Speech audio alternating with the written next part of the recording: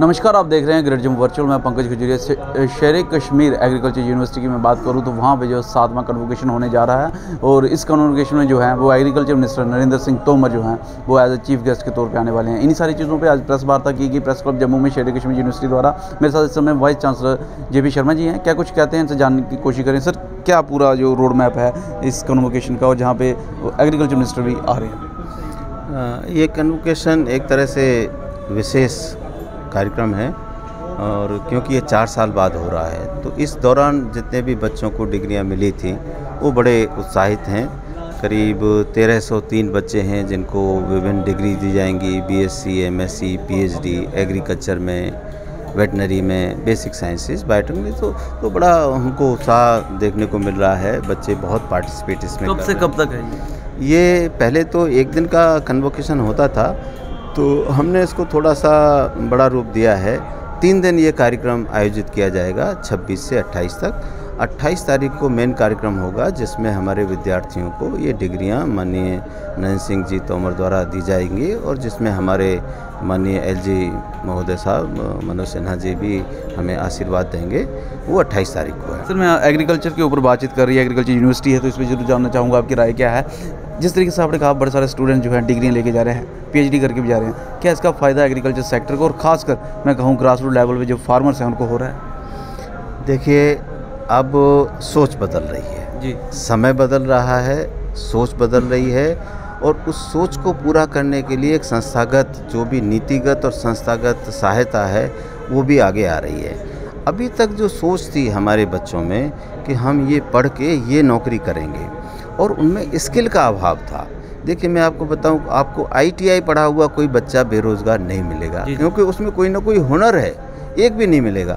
PhD आपको मिल जाएंगे क्योंकि उनमें ज्ञान तो है लेकिन उनमें कोई हुनर नहीं है, कोई स्किल नहीं है।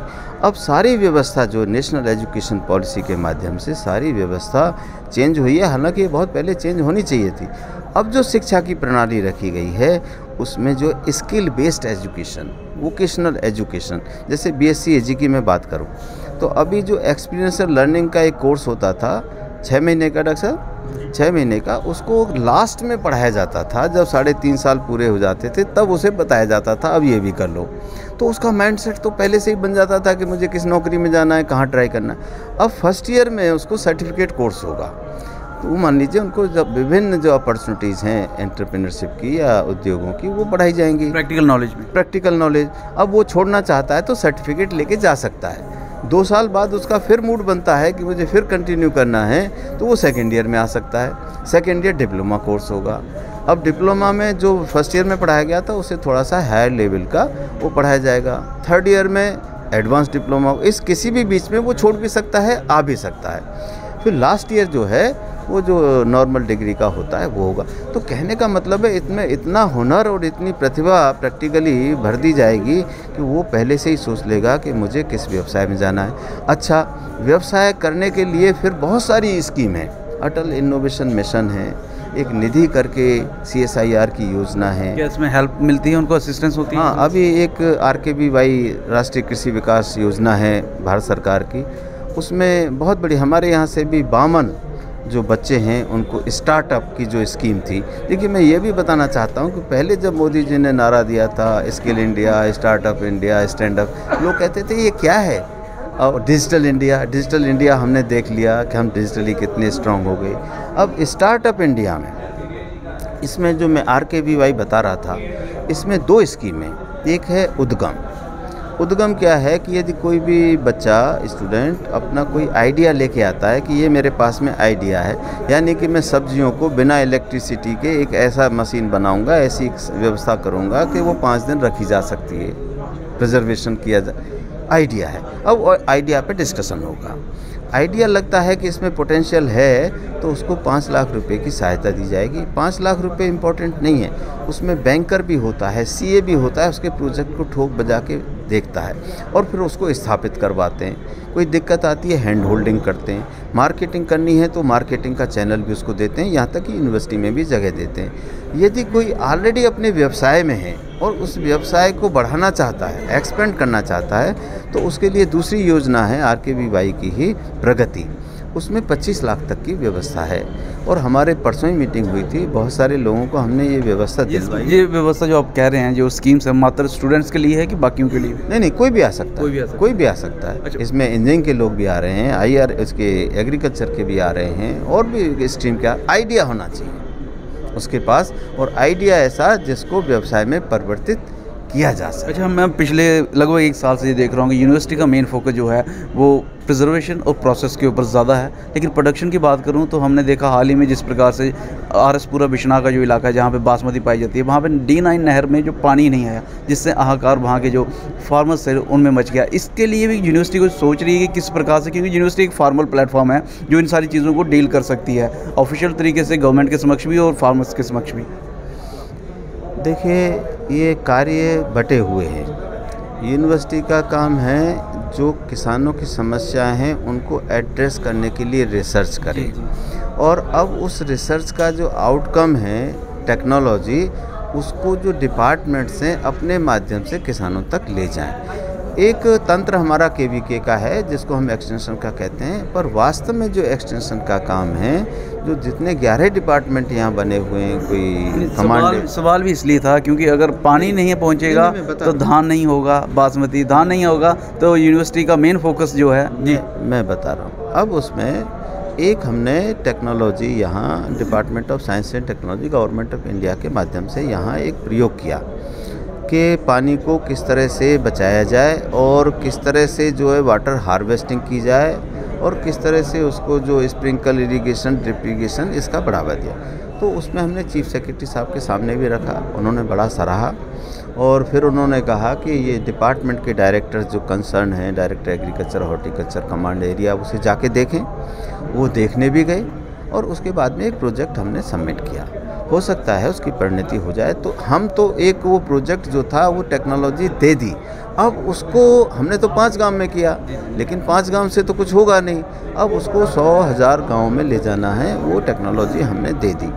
अब यूनिवर्सिटी का जो रोल है इस स्थिति में, ये धान एक ऐसी फसल है जिसको पानी की बहुत आवश्यकता होती है।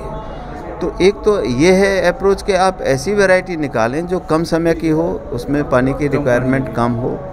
दूसरा ये है कि इसका रिप्लेसमेंट ही कर दें। जैसे पंजाब में बहुत बड़ी मुहिम चल रही है कि इसको धान को कैसे ख़त्म किया जाए, और उसका कारण ये है कि 1 किलो पैडी तैयार करने के लिए 3,000 से 5,000 लीटर पानी की ज़रूरत पड़ती है, और पानी को अभी तक हम फ्री समझते थे। तो जब हम एक्सपोर्ट करते हैं और कहते हैं कि हमने 30,000 करोड़ का एक्सपोर्ट कर दिया, तो हमने तो ये हिसाब लगाइए क्या पानी की भी कॉस्ट मिली क्या? 1 किलो पे 5,000 लीटर पानी आपने दिया।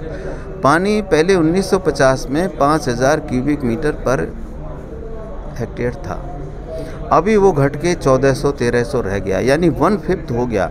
आने वाले समय में पानी एक विकट समस्या होगी। क्या रिप्लेसमेंट है इसकी? इसी को देखते हुए क्या हम ऐसी फसलों में स्विच ओवर कर सकते हैं? जैसे हरियाणा में बहुत बड़ा मिशन चल रहा है कि धान को आप मक्के से रिप्लेस करिए। जम्मू में हम तिलहन और दलहन की बात करें, जिसमें पानी की बहुत कम रिक्वायरमेंट होती है। सरसों की फसल है मस्टर्ड, उसमें पानी एक भी गिर जाए उस सीज़न में तो उसको पानी की ज़रूरत नहीं होती।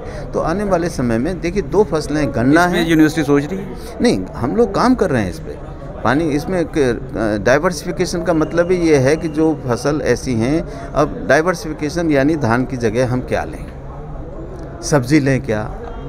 आखिरी सवाल रहेगा आपसे, बासमती चावल जम्मू का है, GI टैग के लिए कुछ सोच रही है यूनिवर्सिटी? GI टैग हमने अप्लाई कर रखा है, GI टैग के लिए हमने अप्लाई कर रखा है, और 1-2 वैरायटी हमने बहुत अच्छी निकाली हैं।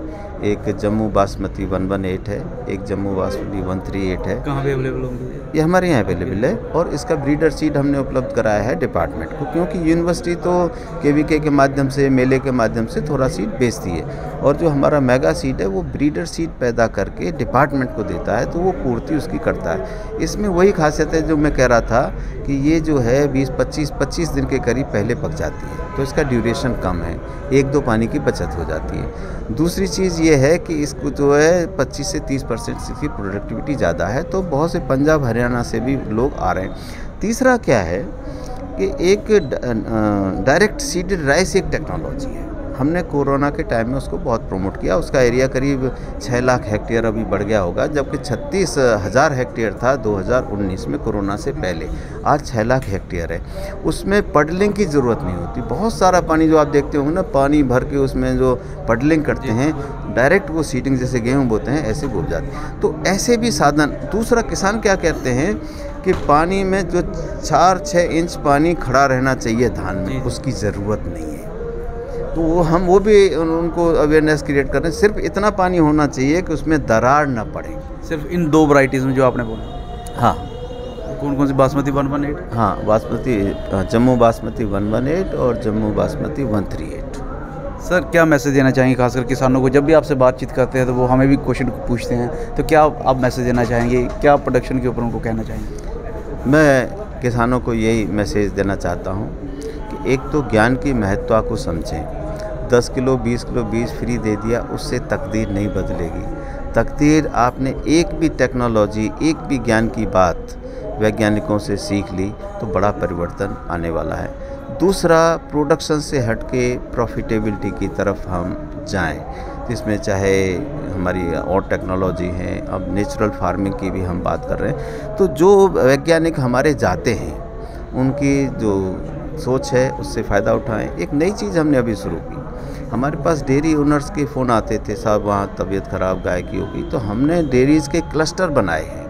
तो एक टीम बनाई है वेटनरी में, और वहाँ हमारा एक एम्बुलेंस भी वेटनरी में आ गई है। वो सारी सुसज्जित रहेगी सारे यंत्र तंत्रों से। तो वो एक शेड्यूल डेवलप किया है कि आज इस डेयरी क्लस्टर में जाएंगे, आज उस डेयरी क्लस्टर में जाएंगे, आज वहाँ जाएंगे। इससे भी किसानों को बहुत फ़ायदा है। हमारे वैज्ञानिक जो मेरा गांव मेरा गौरव हो, या वाइस चांसलर विजिट हो, या जो साइंटिस्ट का विजिट एंड रिविजिट प्रोग्राम है, हम लोग कनेक्शन में उनके रहते हैं, कनेक्टिविटी हमारी है। मेरा उनसे यही अनुरोध है कि जो ज्ञान विज्ञान, हम तो जाएं लेकिन वो भी यहाँ आएँ। धन्यवाद सर, हमसे बातचीत करने के लिए और कीमती समय निकालने के लिए। तो साफ तौर पे बता दिया शेर कश्मीर यूनिवर्सिटी के वाइस चांसलर JP शर्मा साहब ने कि अभी टेक्नोलॉजी के माध्यम से जो है एग्रीकल्चर को बढ़ाया जाएगा, और इसके साथ साथ उन्होंने किसानों को भी मैसेज देते हुए ये कहा कि यहाँ पे प्रोडक्शन की तरफ ध्यान देते हैं, अभी जो है प्रिजर्वेशन और प्रोसेसिंग को भी ध्यान दें। इसके साथ साथ उन्होंने कहा कि जो धान की फसल है उसकी रिप्लेसमेंट में भी जो प्रोजेक्ट हैं वो उन्होंने सौंप दी है, और GI टैग जम्मू बासमती का जो मुख्यतः फसल है उसके लिए जो है इन्होंने अप्लाई कर दिया है। आपकी क्या राय है हमें कमेंट सेक्शन में कमेंट करके ज़रूर बताइए, और इस वीडियो को लाइक और शेयर करना ना भूलिएगा। अगली अपडेट के लिए जुड़ेंगे वर्चुअल के साथ, कैमन काका के साथ मैं पंकज खजूरिया। जय हिंद।